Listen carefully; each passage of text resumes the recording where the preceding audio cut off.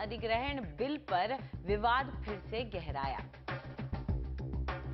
मोदी सरकार अपने रुख पर टिकी, लेकिन किसानों और अपने सहयोगियों की नाराजगी के बाद कहा सुझावों पर कर सकती है विचार। रिहाइश निवेश के लिए शहर के कौन से इलाके हैं सबसे बेहतर, पाइए अपने सवालों के जवाब। और नोएडा एक्सटेंशन के बाजार में निवेश करना समझदारी है या एक दांव, हम लेंगे जायजा।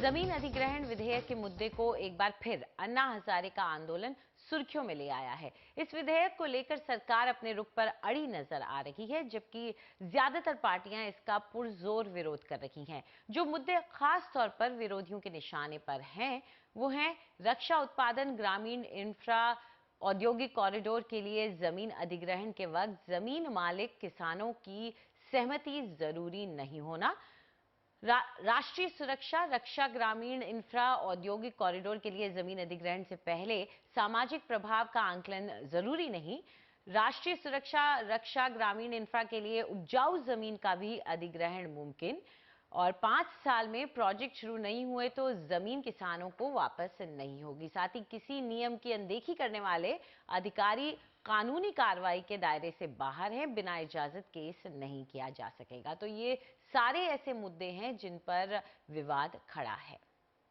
इस पूरे मुद्दे पर चर्चा करने के लिए हमारे साथ मौजूद हैं अभय कुमार, जो कि चेयरमैन और मैनेजिंग डायरेक्टर हैं गृह प्रवेश बिल्टेक प्राइवेट लिमिटेड के, और दुष्यंत नागर हैं, जो कि कन्वीनर है किसान संघर्ष समिति के। आप दोनों का हमारे स्टूडियो में स्वागत है। तो दुष्यंत जी, शुरुआत आपसे करते हैं। आप लोगों पर सबसे ज्यादा असर डाल रहा है ये मुद्दा, तो जो पुराना बिल था, क्या आप उससे संतुष्ट थे? क्योंकि उसमें भी आप लोगों को दिक्कतें होती थी, और अब ये नए बिल से तो आप लोगों को। पुराने बिल में कुछ हमें दिक्कतें शुरू में थी, लेकिन लास्ट में हमारी जयराम रमेश जी के साथ में 2-3 दौर की वार्ता हुई, तो जो हमारी मुद्दे थे वो सुलझ गए थे। जैसे कि हमारा एक मुद्दा उनके साथ अनसुलझा था, जो बिल्कुल लास्ट मोमेंट में सुलझा, कि लैंड बैंक बनाने का किसी को अवसर प्रदान ना किया जाए। अगर कोई जमीन का अधिग्रहण होता है तो वो एक निश्चित समय अवधि तक, अगर उसमें निर्माण कार्य या उसका उपयोग नहीं होता है, तो किसान को वापस होनी चाहिए। उस पर सरकार 5 साल के समय की अवधि के अंदर मान गई थी, हम 2 साल चाहते थे। मतलब कुल मिला के हम 90% उससे संतुष्ट थे। लेकिन जो वर्तमान में अभी जो बिल आया है, ये तो बिल क्या है, ये तो एक तरीके से आप ये समझिए अराजकता फैलाने वाला एक ऐसा इंस्ट्रूमेंट है कि जिससे किसानों की जमीनों के ऊपर अवैध रूप से कब्जा किया जाएगा और किसानों के अधिकारों का हनन होगा और देश के अंदर एक अराजक स्थिति फैल जाएगी। अंग्रेजों का भी मैं आपको ये बताना चाहूंगा अंजलि जी, जो 1894 का बनाया हुआ बिल था, उसमें भी एक क्लॉज थी 5A कि अगर किसान की जमीन को राष्ट्र हित के अलावा किसी और उपयोग के लिए अधिग्रहित किया जा रहा है, तो उसके ऑब्जेक्शन पे सुनना, विचार करना वो कलेक्टर का बाध्यता लाता था जी। तो अब इसमें तो कुछ है ही नहीं, जो जमीन चाहे वो आप एक्वायर कर लीजिए। अफोर्डेबल हाउसिंग के नाम पे हमारे नोएडा, ग्रेटर नोएडा में जितनी जमीनों का अधिग्रहण हुआ और जो बिल्डरों को दी गई, वो अफोर्डेबल हाउसिंग के नाम पे दी गई। आज वहां पे किसान एक फ्लैट नहीं खरीद सकता। दूसरा, इंडस्ट्रियल कॉरिडोर जमीन जो भी आज अधिग्रहण हो रहा है, आप बोड़ा किसी लगा के मुंबई तक लगा दीजिए, जितने भी कॉरिडोर्स बन रहे हैं, इंडस्ट्रियल कॉरिडोर बन रहे हैं, वो सब प्राइवेट सेक्टर को जमीन जानी है। तो यहाँ चलिए प्राइवेट सेक्टर की आप बात करें, प्राइवेट सेक्टर को बीच में ले आते हैं, तो अब है आप क्या मानते हैं? क्योंकि पलड़ा जो है किसानों का ही भारी नजर आ रहा है, सारी पार्टीज का जोर इनके साथ है, तो आपको क्या लग रहा है कि कहाँ ये लोग गलत हैं? आपको क्या लगता है कि क्या कोई गलतफहमी आ गई है? देखिए, यहाँ पर एक सबसे इम्पॉर्टेंट बात आपको समझना पड़ेगा कि भूमि अधिग्रहण मुद्दा है ही नहीं। भूमि अधिग्रहण के लिए इवन किसान लोग भी तैयार हैं, लेकिन यहाँ पर मुद्दा है कि उन किसानों को कैसे रिहैबिलिटेट किया जाए, कैसे कंपनसेट किया जाए, इसकी प्रोसीजर क्या होगी और इसकी कम्युनिकेशन क्या होगी। अब ये एक एक मुद्दे पे हम बात करना शुरू करें तो यहाँ पर इनको मुआवजा जो दिया जा रहा है, वो पिछली जो सरकार थी उससे बेटर मुआवजा दिया जा रहा है। उसके बाद आप ये देखिए, रिहैबिलिटेट करने का भी इन लोगों ने काफी कुछ प्रावधान बनाया है, लेकिन वहां पर बहुत सारे संशोधन की आवश्यकता मुझे भी लगता है कि है। थर्ड चीज है कि ये किस प्रोसीजर से किया गया। अब ये ऑर्डिनेंस के पर एक मुद्दा उठता है कि ऑर्डिनेंस क्यों लाया गया। तो ये ऑल टुगेदर आप लोग सबको मालूम है कि ये बीजेपी सरकार को राज्यसभा में उतनी बहुमत नहीं है, इसलिए ऑर्डिनेंस का एक रूट लेना पड़ा। अब इसके ऊपर सबसे इंपॉर्टेंट बात यह आ जाती है कि इसको कम्युनिकेट प्रॉपर तरीके से नहीं किया गया। आज ये सरकार इसके फाइन प्रिंट्स को किसानों को समझाने में अक्षम है। यहां पर मेरी समझ से हर एक सर्वदलीय बैठक होनी चाहिए और हर एक एमपी को, हर एक एमएलए को उसमें शामिल करना चाहिए और उनको समझाना चाहिए कि ये किसानों के हित के लिए है, किसानों के अहित के लिए नहीं है। ये नहीं, मैं इसमें एक मिनट, मुझे कंप्लीट कर लेने दीजिए। मैं भी कृषक परिवार से आता हूं। परिवार से नहीं है। आपने तो पूरा आपने कम्युनिकेट नहीं किया, किसान जानकारी नहीं रखता, किसान को समझाया नहीं गया। सब किसानों के हाथ में ये गूगल है, सारी जानकारी रखते हैं आप किसान। कौन से युग में आप जी रहे हैं, तो गूगल किसान कौन सा नहीं जानता? किसान के बच्चे क्या किससे कम है? देश में सबसे मुकाबला किसान। एक बात बताएं कि प्राइमरी चलिए दुष्यंत जी एक बार मौका दे देते हैं हमें। चलिए उस मुद्दे को छोड़ते हैं। प्राइमरी प्रोफेशन से आगे बढ़ना चाहेंगे या नहीं चाहेंगे? चलिए ये बताइए। इस सोच से निकलना होगा। आप प्राइमरी चलिए यहाँ देखिए, चाहेंगे या नहीं चाहेंगे? ये डिसाइड हम चलिए इस बात की आर्ग्यूमेंट को छोड़ते हैं। मुझे माफ कीजिए, मेरे को आपको यहाँ पे रोकना पड़ेगा, दोनों को इस आर्ग्यूमेंट को यहाँ पे रोकते हैं। चाहे शब्द हो सकता है कि दुष्यंत जी को पसंद नहीं आए होंगे अभय जी ने जो इस्तेमाल किए, पर अभय जी अगर आप अपने पॉइंट्स पे बता दें कि आप कौन से पॉइंट्स कहते हैं कि जो आप मानते हैं कि समझने में गलती हुई है। देखिए यहां पर मैं एक ही बात बोलना चाहता हूं कि यहां पर रिहैबिलिटेशन की जो बात है, तो रिहैबिलिटेशन एक मुआवजा दे दिया गया, किसान को वो पैसे दे दिए गए। किसान को पता नहीं है क्योंकि वो फाइनेंशियल स्किलिंग नहीं हुई है उसकी स्किल डेवलपमेंट नहीं हो रही है, जिससे कल होकर वहां पर उद्योग आता है, कल होकर कोई प्राइमरी से सेकेंडरी और टर्शियरी बिजनेस की तरफ जाते हैं ये लोग, तो वहां पर उनके पास स्किल होते नहीं है और किसान लोग उसमें ये करते हैं कि हमारी जमीन तो हड़प ली गई और हमें रोजगार नहीं मिल रहा है। तो यहां पर सरकार का एक बड़ा इंपॉर्टेंट ये होता है कि जिनको मुआवजा दिया जा रहा है उनको साथ में रिहैबिलिटेशन के लिए फाइनेंशियल स्किलिंग और उनकी स्किल डेवलपमेंट, ये दोनों एक्सरसाइज बहुत ही इंपॉर्टेंट है। चलिए आप कह रहे हैं कि बहुत और कुछ बातों का ख्याल रखा जाना चाहिए था। दुष्यंत जी यहाँ मैं आपसे जानना चाहूंगी, क्या अब जैसे हमने नोएडा एक्सटेंशन का ही मामला देखा था, क्या आपको नहीं लगता है कि कभी कभार जरूरत होती है कि अगर एक बड़ा तबका उन मध्यम वर्ग का भी है जिनको मकान चाहिए, जिनको सड़कें चाहिए और आप लोगों को भी चाहिए ये चीजें, तो क्या इसके लिए? बिल्कुल मैं आपकी बात से सहमत हूँ। मध्यम वर्ग को शहरीकरण के लिए, अर्बनाइजेशन के लिए लैंड की जरूरत है, उद्योगों के लिए लैंड की जरूरत है। अब चीजों की समझने की जरूरत है। देश के अंदर जितनी भूमि कुल रकबा है उसका 20% भूमि बेकार जमीन है जिसके ऊपर कृषि नहीं हो सकती, जिसे ऊसर और बंजर भूमि हम बोलते हैं जी। आप पहले प्राथमिकता रखिए कि उसका अधिग्रहण होगा, उसमें बस्तियां बसाई जाएंगी, वहां उद्योग लगाए जाएंगे। दूसरा क्या है, 50,000 हेक्टेयर के आसपास भूमि औद्योगिक प्रयोग के लिए किसानों से अधिग्रहण किया गया, उस पर उद्योग नहीं लग पाया, आप उन पे चालू करिए। एक तरफ तो आप गाजियाबाद में यूपीएसआईडीसी ने जो 60 और 70 के दशक में किसानों को डिस्पोजिस्ट करके जमीन एक्वायर की, जिसका पैसा आज तक नहीं मिला, उसमें इंडस्ट्री लगी, वो इंडस्ट्री बंद हो गई। उसके बाद में आपने उसका कॉमर्शियल यूज कर दिया। उद्योग के नाम पे आप अधिग्रहण करोगे, उसका कॉमर्शियल यूज कर दोगे कुछ दिन में। रेजिडेंशियल पर्पज के लिए आप जमीन का अधिग्रहण करते हो, आप किसान से लेते हो 700 रुपया गज, आप बिल्डर को, आप यहीं पास में बैठे हैं, 15,000 रुपए मिनिमम इनको बेची गई है।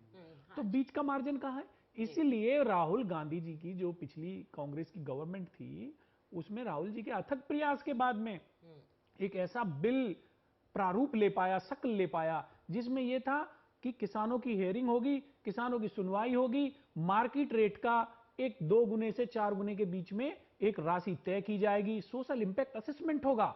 देखिए कितनी सुंदर और कितनी अच्छी बात थी कि देश में सामाजिक समावेश के ऊपर किसी ने बनाया था कानून, और उसकी धज्जियां उड़ा दी गई। तो बताइए मैडम, आप कुछ कहना चाह रहे हैं अभी? देखिए इसमें मैं एक चीज ऐड करना चाह रहा हूं कि इसके फाइन प्रिंट्स जितने भी हैं, इसको सही तरीके से कम्युनिकेट नहीं किया गया है।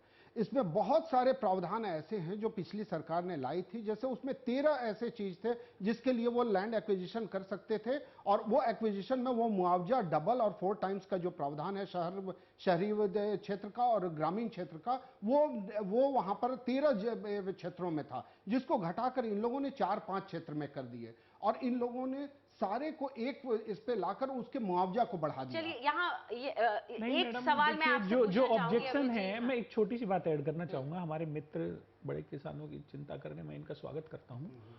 मेन चीज है किसानों की, कितने प्रतिशत किसानों की सहमति है।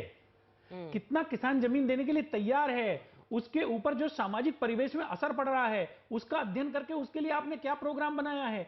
गांव में किसान के पास जमीन होती है, लेकिन शेड्यूल कास्ट, शेड्यूल ट्राइब और बहुत से गरीब तबके के लोग हैं जो अपना जीवन उस खेत में काम करके जीवन गुजार देते हैं। उनके लिए क्या विकल्प रखे गए हैं? क्या किसान के खेत में काम करने वालों को भी नौकरी का प्रावधान है? नहीं है। वो सोशल इंपैक्ट असेसमेंट जो पुरानी सरकार का कानून था उसमें उनको लिंक किया गया था। सोशल इंपैक्ट असेसमेंट इसमें भी नहीं हटाया गया है, हटा दिया गया है। अभी जी यहाँ ये बात सही है, अगर आप इनकी जमीन ले लेते हैं और फिर 10-10 साल 5-5 साल कुछ काम नहीं होता उस पर, और ये हमने देखा है कि होता है ऐसे, और जमीन खाली पड़ी हुई है, बेकार पड़ी हुई है, तो आखिर ये क्या सही है?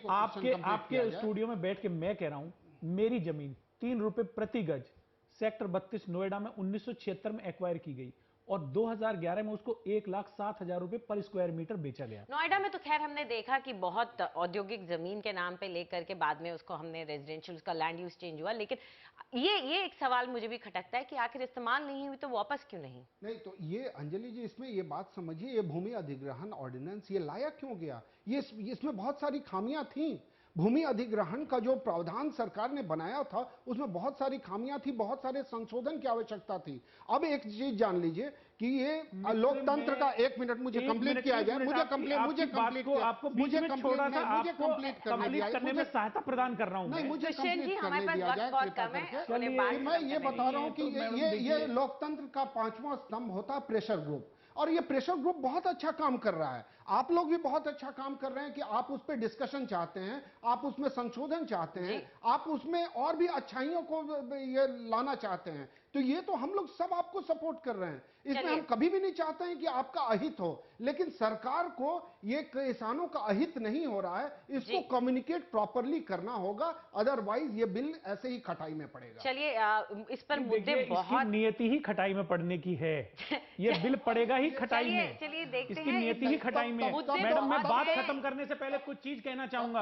आप मेक इन इंडिया की बात कर रहे हैं। मेक इन इंडिया बहुत अच्छी बात है, मेक इन इंडिया की बात करिए। क्या उत्तर प्रदेश में जो 16 भिन्न भिन्न जनपदों में जहां की चीजों का निर्यात होता था, आप ये लगाइए, हमारे मथुरा से शुरू हो जाइए, फिरोजाबाद जहां की चूड़ियां दुनिया में मशहूर थी, अलीगढ़ के ताले, कन्नौज का इत्र, मुरादाबाद के पीतल का वर्क, क्या उसके प्रमोट आए? चलिए अब बात जो है, अब बात दूसरी पटरी पर जा रही है। पहले किसानों की गर्दन को काटने के लिए नहीं, चलिए दुष्यंत जी, अब बात दूसरी पटरी पर जा रही है। ये बात तो हम सभी मानते हैं कि इस विधेयक, हमारे पास वक्त कम है, हमारे पास वक्त कम है, 1 मिनट का समय मात्र लूंगा। जापान में औद्योगिकी की गति पूरी दुनिया में सर्वाधिक है। वहां का मॉडल आप बनारस में भी ला रहे, बहुत अच्छी बात है। तो जापान का भूमि अधिग्रहण बिल का मॉडल भी ले आइए। चलिए हमारे पास वक्त कम है, इसलिए मैं माफी चाहूंगी। यहाँ हम समझते हैं कि जरूरत है विधेयक पर एक बार फिर से विचार चर्चा की, और मान भी गई है सरकार मान चुकी है कि वहाँ पे विचार होगा, सहमति जरूरी है। सरकार मान चुकी है कि इस पर विचार होगा, और अभी देखना है कि आखिर इसमें आगे बात कहाँ तक बढ़ती है।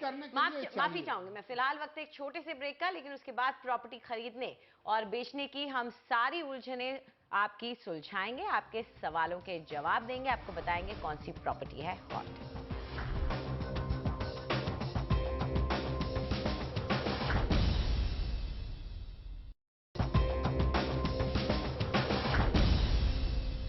प्रॉपर्टी इंडिया में आपका एक बार फिर से स्वागत है, और अब वक्त आ गया है आपके भेजे हुए सवालों के जवाब देने का। और इसके लिए हमारे साथ हैं प्रॉप इक्विटी की हेड ऑफ ऑपरेशंस वैशाली पावा। वैशाली, स्वागत है आपका। Thank you. तो चलिए रुक करते हैं हम अपने पहले कॉलर का। नवनीत कौर सियाल हमारे साथ फोन लाइन पर मौजूद हैं। तो नवनीत, क्या सवाल है आपका? हेलो, यस, मेरा सवाल है, हम एक गुड़गांव में रेजिडेंशियल अपार्टमेंट ढूंढ रहे हैं। 3 BHK अपार्टमेंट हमें चाहिए जिसका एरिया अराउंड 2000 स्क्वायर फीट हो, और हमारा बजट है 1.5 करोड़। जी जी बिल्कुल, जरूर आपके लिए कुछ ढूंढ के लाएंगे। यहाँ पर बजट 1.5 करोड़ का है, ठीक ठाक लग रहा है, लेकिन इनको स्पेस बड़ी चाहिए। करीब 2000 स्क्वायर फीट चाहती हैं 3 BHK। तो कुछ इनके लिए गुड़गांव में आप कौन से इलाके पहले तो इनके लिए सुझाएंगे?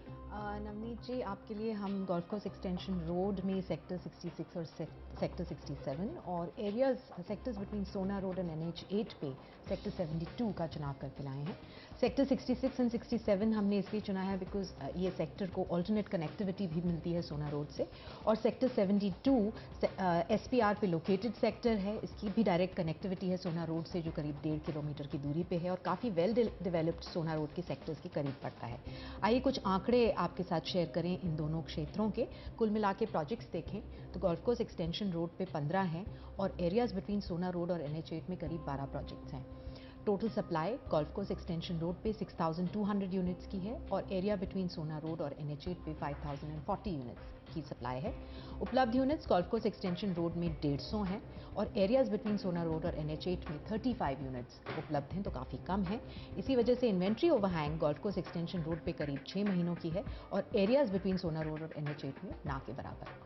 अब आते हैं औसत दामों पे। मिट्टू लग्जरी सेगमेंट के औसत दाम गोल्फ कोर्स एक्सटेंशन रोड पे 7,800 रुपये पर स्क्वायर फुट पे ट्रेड कर रहे हैं और एरियाज बिटवीन सोना रोड और NH8 पे 8,400 रुपये के औसत दाम हैं। दामों में बढ़त गोल्फ कोर्स एक्सटेंशन रोड में करीब 31% तक की देखी गई है पिछले 2.5 सालों में और उसी टाइम पीरियड के में एरियाज बिटवीन सोना रोड और NH8 में करीब 32% तक की बढ़त देखी गई है, जिससे जो रिटर्न्स यहाँ के निवेशकों को मिले हैं लगभग एक जैसे हैं। गोल्फ कोर्स एक्सटेंशन रोड पे 12.4% के सालाना रिटर्न्स रहे हैं और एरियाज बिटवीन सोना रोड और NH8 पे करीब 12.8% के सालाना रिटर्न्स मिले हैं। अब आते हैं हमारी रिकमेंडेशंस पे। सबसे पहली राय आपके लिए सेक्टर 72 में स्पेस लिमिटेड का स्पेस प्रिवी प्रोजेक्ट है। 6,800 to 7,000 रुपीज़ पर स्क्वायर फुट पे आप इसे रीसेल से ले सकती हैं। 2013 में ये रेडी हो गया था। 3 BHK की 2,085 स्क्वायर फुट की यूनिट आप चुन सकती हैं। प्रोजेक्ट 11 एकड़ के लैंड एरिया पे स्प्रेड आउट है। कुल मिला के 9 ब्लॉक्स बनाए जा रहे हैं। सोना रोड से सिर्फ 1 किलोमीटर की दूरी पे पड़ता है और हर अपार्टमेंट के साथ आपको मॉड्यूलर किचन और स्प्लिट ACs मिल रहे हैं। दूसरी राय सेक्टर 67 में बेस्टेक ग्रुप का park view spa next 7,500 rupees पर स्क्वायर फुट पे आप इसे रीसेल मार्केट से ले सकते हैं। 2014 में रेडी हो गया था। 3 BHK की 1935 स्क्वायर फुट की यूनिट आपके बजट के भीतर है। प्रोजेक्ट 23 एकड़ के लैंड एरिया पे स्प्रेड आउट है। कुल मिला के 10 ब्लॉक्स हैं। 500 मीटर की दूरी पे है सोना रोड से, 2.5 किलोमीटर की दूरी पे है ये वाटिका सिटी इंटरसेक्शन से और फ्रेश कंस्ट्रक्शन के एडवांटेजेस भी मिल रहे हैं आपको। तीसरी राय आपके लिए सेक्टर 66 में आयरियो का अप टाउन 7,800 रुपीज़ पर स्क्वायर फुट पे आप इसे रीसेल से ले सकती हैं। 2015 में ये तैयार हो जाएगा। 3 BHK की 1,815 स्क्वायर फुट की यूनिट आपके बजट के भीतर है। ये 10.96 एकर्स के लैंड एरिया में बनाया जा रहा है। कुल मिला के 5 टावर्स हैं। मेन इंटरनल रोड जो सेक्टर 66 की रोड है उससे कनेक्टिविटी इसे मिलती है। कंस्ट्रक्शन फिनिशिंग स्टेजेस तक पहुंच चुका है और तीनों प्रोजेक्ट्स आपको औसत दामों से कम पे मिल रहे हैं। तो नोट कीजिए कौन कौन से ऑप्शंस आपके पास हैं। स्पेस प्रिवी है स्पेस लिमिटेड की तरफ से, पार्क व्यू स्पा नेक्स्ट है बेस्टेक ग्रुप की तरफ से और तीसरा प्रोजेक्ट जो आपको मिला है वो है अपटाउन आयरियो की तरफ से। तो ये सारे ऑप्शंस आपके पास हैं। चलिए अब रुक करते हैं हमारे अगले कॉलर का। जयंत लोखंडे हमारे साथ हैं। जयंत जी पूछिए क्या सवाल है आपका। मैडम मैं ठाणे से बात कर रहा हूँ और मुझे पुणे में कुछ अपकमिंग प्रोजेक्ट जो अच्छे हैं उनकी थोड़ी जानकारी चाहिए थी और मेरा बजट 40 से 45 लाख के बीच में